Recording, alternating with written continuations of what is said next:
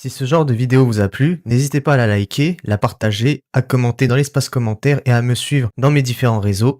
Et sur ce, je vous souhaite à tous un très bon visionnage. Arrivederci.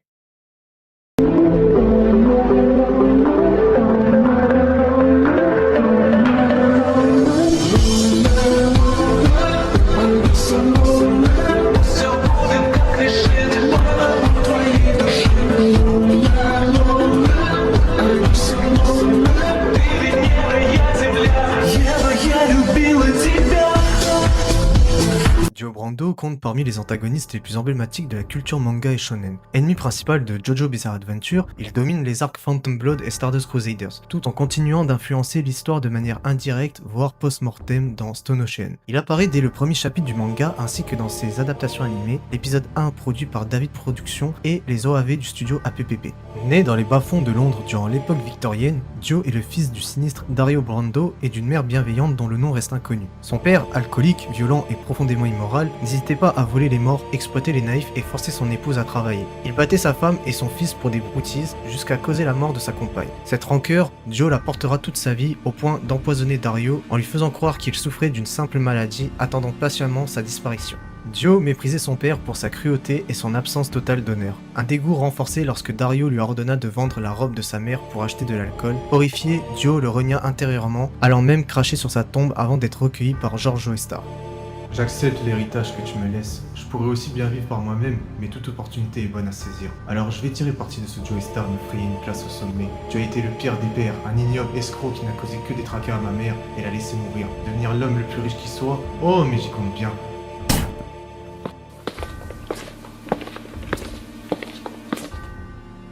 Il admirait en revanche sa mère, femme noble, courageuse et généreuse, qui lui enseigna à rester fier, digne et à viser plus haut malgré la misère. Mais Dio lui en voulut aussi d'avoir consacré sa vie à un homme aussi abject que Dario. Tu ne dois pas faire ça, Dio. Tu ne dois pas vivre en comptant sur la violence comme ça. Si tu fais de telles choses, tu n'iras pas au paradis. Dio, ne blâme pas ton père. Ton père est vraiment quelqu'un de gentil. Il ne devrait tout simplement pas boire. S'il avait seulement arrêté de boire, je suis sûr que ton père travaillera avec diligence. Tu ne comprends pas parce que tu es encore un enfant. Quand tu seras grand, je suis sûr que tu comprendras. Le paradis existe et il y a un moyen d'y parvenir. Nous devons donc vivre dans ce but. Dio, essaye de lever les yeux vers les étoiles. Adopté par la famille Joestar, Dio rencontre Jonathan, qui deviendra son rival le plus acharné. Animé par l'ambition et le désir de s'élever socialement, il tente rapidement d'évincer les Joestar pour s'emparer de leur fortune. C'est ainsi que naît l'antagonisme légendaire entre Dio et la lignée Joestar, un affrontement qui traversera les générations et marquera à jamais l'univers de JoJo Bizarre Adventure.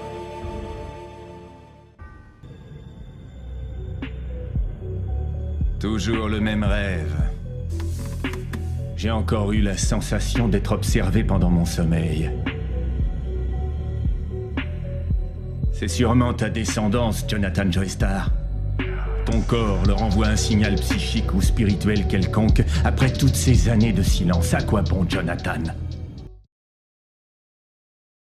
Au début de la création de Phantom Blood, Araki dessinait d'abord Dio avant Jonathan, car il voyait en lui le point de départ esthétique et narratif de l'histoire. Il façonna son design et ses origines pour créer un contraste fort avec Jonathan, cheveux blonds contre cheveux noirs, richesse aristocratique contre misère, noblesse contre brutalité. Dio devait incarner un mâle séduisant, conforme à la tradition des antagonistes charismatiques de Shonen Jump. Araki conçut aussi Dio comme une version plus sombre de Beatty, le héros malveillant de Cool Shock Beatty. Son nom fut choisi pour s'opposer à Jojo, avec des sonorités plus dures et dominées par les consonnes, tout en évoquant le mot italien Dio, signifiant tout simplement Dieu. Cette référence souligne son arrogance et son sentiment de supériorité. Araki avoua également s'être inspiré de Ronnie James Dio, chanteur de heavy metal qu'il admirait, ainsi que de Roy Batty dans Blade Runner, dont les cheveux blonds et la carrure ont influencé le design de Dio, comme il expliqua dans une interview de 2018 pour le magazine Kotoba. Vous avez dit que vous regardiez des films depuis cette époque pour étudier la création, mais Blade Runner n'est définitivement pas une œuvre facile à comprendre, n'est-ce pas? Monsieur Araki, comment avez-vous analysé l'ambiguïté de cette œuvre? En ce qui concerne la façon dont il a été réalisé, je pense que l'œuvre Blade Runner est exactement l'opposé de Jojo. Ce que je cherche à faire dans Jojo, c'est de clairement délimiter les frontières entre justice et mal, entre soi et les autres, sans les brouiller. Par exemple, dans Jojo, il existe une capacité spéciale appelée Stando. On peut dire qu'il s'agit de la représentation de l'esprit humain. Les stands ont été créés dans l'idée de vouloir montrer clairement les sentiments humains flous et changeants à travers le dessin. Cependant, bien sûr, en tant qu'artiste mangaka, j'ai aussi été fortement influencé par Blade Runner. Par exemple, Roy Batty, un réplicante joué par Roger Hauer, son apparence, ses cheveux blonds coupés courts et cette belle musculature m'a complètement frappé. Bouleversant l'image que j'avais jusqu'alors des méchants, je pense que l'influence de Dio dans Jojo est aussi là. Même s'il est un méchant, l'allure de Roy Batty reste irrésistible. C'est ça, mais j'ai tendance à penser, si c'est un ennemi, j'aimerais qu'il soit encore plus fort. Donc, en imaginant si quelqu'un avec ce look était invincible, ce serait vraiment un surhomme. Je connais plaisir à profiter de cette œuvre. Cela peut être le cas aussi pour Rao dans Fist of the North Star, mais je pense que l'influence du méchant Roy Batty a été assez importante aussi sur les mangas ultérieurs. L'apparence de Dio évolue au fil de l'œuvre. Dans Phantom Blood, il porte d'abord des vêtements formels typiques d'un jeune britannique, veste bleue, chemise blanche, cravate bretelle, pantalon et chaussettes rayées. Adulte, sa tenue reste similaire, remplacée par un gilet, puis enrichi d'un haut de forme et d'une cape flamboyante ornée de plumes. Après sa transformation en vampire, son corps change radicalement. Cheveux en bataille, regard plus sombre, croc visible. Lors de son ultime affrontement avec Jonathan, il apparaît dans une tenue plus élaborée. Chemise bicolore décorée, pantalon assorti, écharpe, bottes hautes, bracelets et bretelles attachées à une ceinture. Dans Stardust Crusaders, le style de Dio change complètement pour renforcer son aura quasi divine. Il porte une veste jaune sur un débardeur noir, des chapes laissant son entrejambe apparent, ainsi qu'un bandeau vert en forme de cœur assorti à ses genouillères. Ses chaussures pointues, les Krakow, complètent l'ensemble. Son corps plus massif et impressionnant résulte de son union avec celui de Jonathan Joestar, même si la cicatrice de son cou, dissimulée par un collier, révèle que la fusion reste incomplète. Dans cette forme finale, Dio est décrit comme séduisant, hypnotique, doté d'une voix profonde et d'un regard perçant. Son charisme surnaturel renforce son statut quasi mythique. C'est à ce moment-là qu'il abandonne le nom Brando pour devenir simplement Dio, rejetant son humanité et embrassant pleinement sa nature maléfique. Ça s'est passé en 1988. Je me suis lié d'amitié avec un homme venu d'Égypte qui avait le pouvoir d'arrêter le temps. Il était jeune et d'une grande beauté, et l'aura qu'il dégageait avait quelque chose de centenaire. Étudiant de 16 ans, j'aspirais à entrer au séminaire. Dis, Pucci, tu savais ça? Le Louvre à Paris est l'un des musées qui reçoit le plus de visiteurs au monde. En moyenne, 40 000 personnes s'y rendent chaque jour. Ce musée a ouvert ses portes en 1793. C'est la Joconde et la Vénus de Milo qui les intéressent. Donc tous les jours, 40 000 êtres humains vont au Louvre et ils n'en ressortent pas avant d'avoir au moins pu poser les yeux sur ces deux œuvres. C'est fascinant, n'est-ce pas?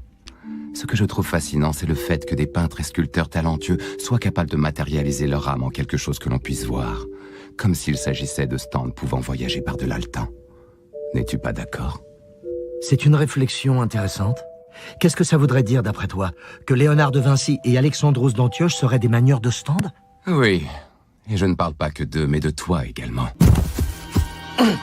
Dis-moi la vérité maintenant, est-ce que tu me trahiras un jour? Pourquoi ne m'attaques-tu donc pas? Tu sais très bien que mon point faible est la lumière du soleil, et tu sais que je dois dormir dans le noir pendant la journée. Tu peux facilement me tuer dans mon sommeil. Tu pourrais me prendre The World en le changeant en disque. Ça ferait de toi un roi. Allez, vas-y. Cette pensée ne m'a jamais ne serait-ce qu'effleuré l'esprit. J'éprouve une admiration sans borne pour ceux qui m'aident et me poussent à grandir. Tu es le roi des rois. Jusqu'où pourras-tu aller? Je tiens absolument à le voir. L'amour que j'éprouve pour Dieu est le même que j'ai pour toi. Dio Brando est un être manipulateur, dominateur et foncièrement immoral. Convaincu de sa supériorité sur l'humanité, marqué par une enfance pauvre et violente, il nourrit un ressentiment profond envers le monde, persuadé que la vie lui a tout pris, notamment sa mère bien-aimée. De cette blessure naît une ambition démesurée, devenir le plus puissant par tous les moyens, quitte à renier son humanité. Après avoir orchestré la mort de son père, Dio rejoint la famille Joestar qui lui offre une vie meilleure. Pourtant, il révèle très tôt sa cruauté en s'acharnant sur Jonathan, qui l'humilie et isole, et en maltraitant le chien de la famille. Derrière son masque de jeune homme modèle, il cherche à détruire les Joestar de l'intérieur, allant jusqu'à empoisonner George et à tenter de tuer Jonathan pour s'emparer de leur fortune. Une vieille lettre parmi les livres de mon père? Dario Brando? C'est le père de Dio. C'est la lettre qu'il avait adressée à mon père il y a 7 ans. Elle était donc restée dans un endroit pareil tout ce temps-là? Je me souviens maintenant. Il avait écrit cette lettre en sachant qu'il n'en avait plus pour longtemps. Quel genre de mots laisse-t-on à l'approche de la mort? Je suis curieux. Après tout, elle date d'il y a 7 ans. Ça ne devrait pas être un problème si je la lis. Oh!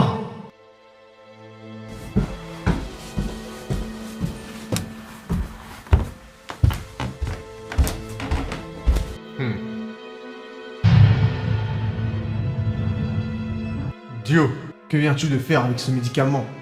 Je suis tombé par hasard sur la lettre que ton père a écrite il y a 7 ans. Lisons-la. Je suis cloué au lit à cause d'une maladie, je ne vais pas tarder à mourir, je le sens. J'ignore le nom de la maladie, mais j'ai mal au cœur, mes doigts gonflent et je tousse tout le temps. Si je meurs, je vous prie de bien vouloir prendre soin de mon fils, Dio. Ce sont les mêmes symptômes que mon père. Comment l'expliques-tu, Dio?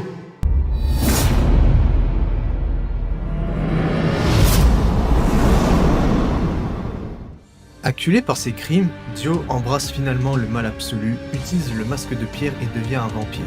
Plus puissant que jamais, il méprise les humains, expérimente brutalement ses nouveaux pouvoirs et crée des zombies, se délectant de leur souffrance. Son arrogance grandit avec sa force et il s'emporte dès qu'on lui résiste, révélant un ego fragile et incapable d'aimer autrement que pour exploiter. Il reconnaît cependant la valeur de quelques rares individus, comme sa mère ou Jonathan, dont il respecte la détermination au point de convoiter son corps.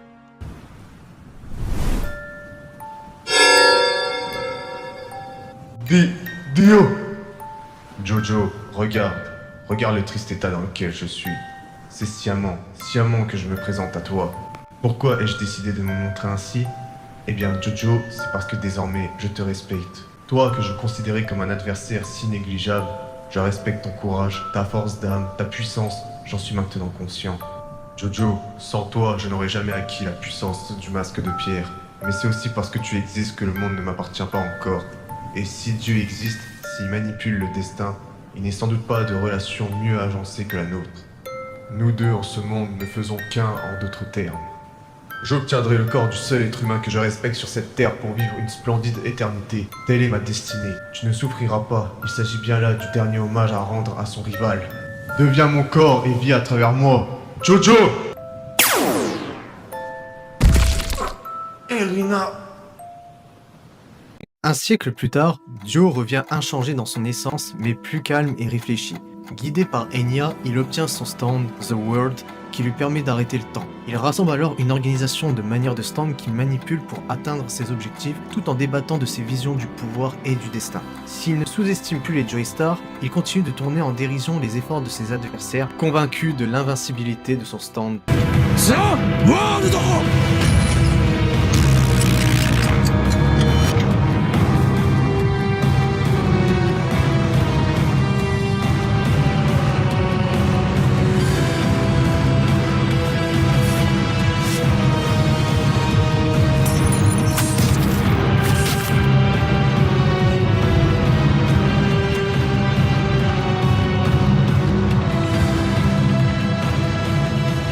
これがザ・ワールドだ。もっとも時間の止まっているお前には見えもせず感じもしないだろうがな。 Son assurance vacille lorsqu'il découvre que Jotaro peut lui aussi se mouvoir dans le temps figé. Joe reprend toutefois vite son sang-froid et use de stratégies toujours plus perfides. Dans l'euphorie de sa pleine puissance, il se croit invincible, mais acculé dans leur ultime combat, il révèle sa nature profonde, prêt à tout pour gagner, sans honneur ni retenue. Il est finalement vaincu par celui qui perpétue l'héritage de Jonathan.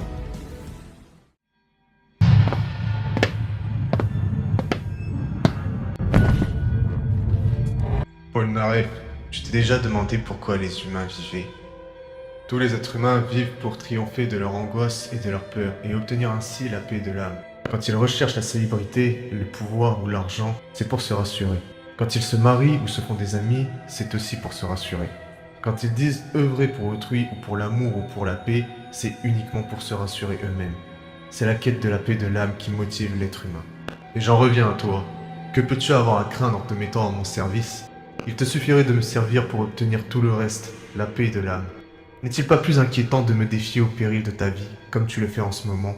Tu es un manière de stand d'exception. Il serait dommage de te tuer. Ne veux-tu pas oublier Joestar et les autres pour entrer à mon service à tout jamais? Je t'apporterai une quiétude éternelle. Quoi? Je me serai soumis inconsciemment. Je ne peux pas rester sans rien faire. Il faut que je riposte. Avdol, Iggy, donnez-moi le courage.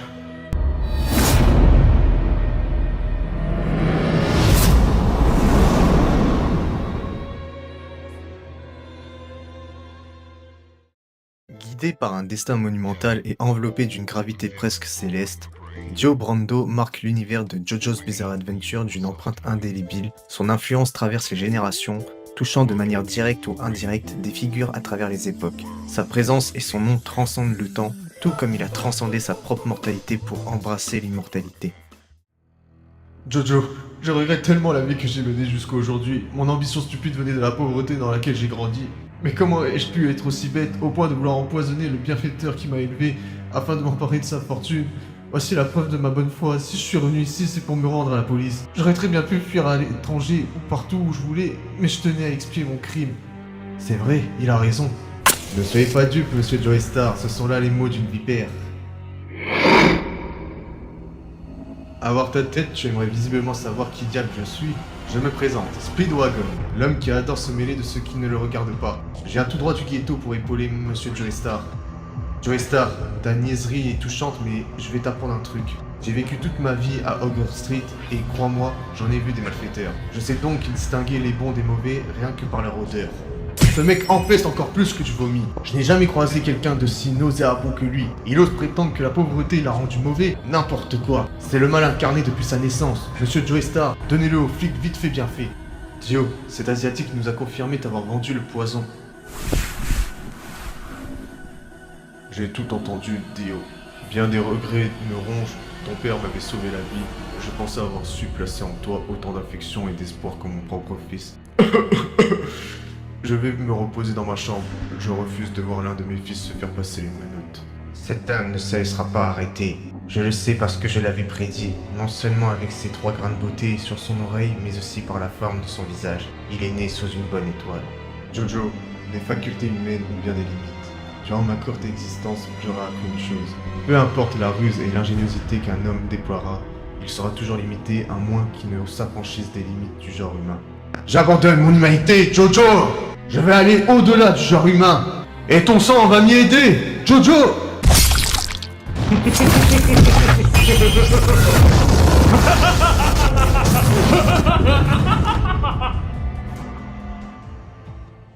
Il est celui qui aura jamais maudit le sang de la lignée Joestar, mais aussi celui qui, paradoxalement, aura élevé cette dynastie vers des sommets étoilés. Son impact se déploie sur l'entièreté de la saga, de Phantom Blood à Stone Ocean. L'influence sombre de Dio a poussé son rival Jonathan Joestar jusque dans ses retranchements, révélant en lui une force insoupçonnée. Par sa cruauté calculée, il est l'instigateur des tragédies frappant le descendant direct de Jonathan, George Joestar II, bouleversant également la vie de Lisa Isa et précipitant Straizo dans l'horreur du masque de pierre. À travers le corps qu'il a usurpé à son rival, l'aura de Dio s'étend pour éveiller les stands de la famille Joestar et infliger à Holly et Josuke une maladie implacable, et maintenant au seuil de la mort.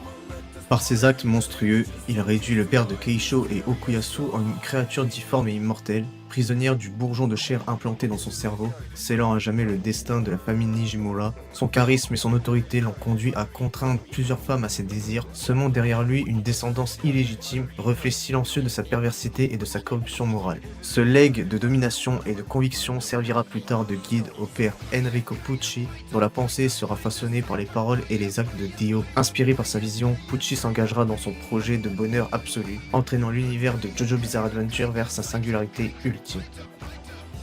À travers Dio Brando, Hirohiko Araki façonne l'antagoniste ultime.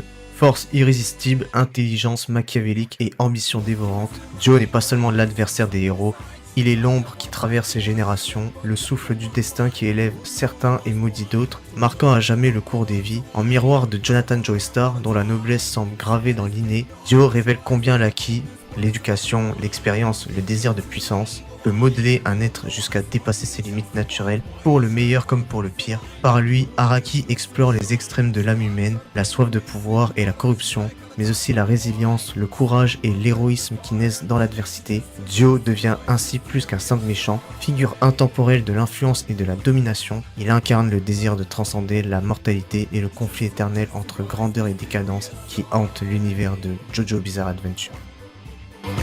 必要なものは私のスタンドである。